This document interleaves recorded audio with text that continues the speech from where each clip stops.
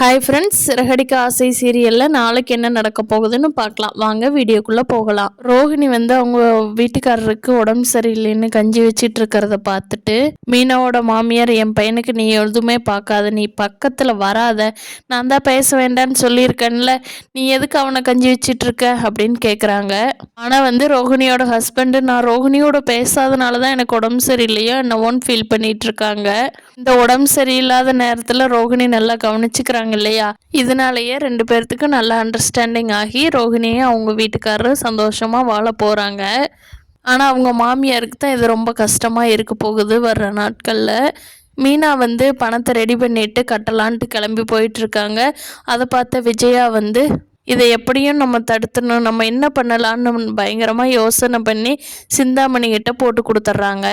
சிந்தாமணி ஆள் வச்சு மீனாட்டு இருக்கிற பணத்தை 2 பேர் பிடுங்கிட்டு போய் மீனாவையும் கீழே தள்ளி விட்டுறாங்க. கீழே விழுந்த மீனாவுக்கு கை கால் எல்லாம் லைட்டா அடிபட்டுறது. அவங்க வேகமா எந்திரிச்சு அடுத்து என்ன பண்ணலான்னு யோசனை பண்ணிட்டு இருக்காங்க. பார்க்கலாம் ஃப்ரெண்ட்ஸ் இனி வர்ற நாட்கள்ல. தேங்க்யூ.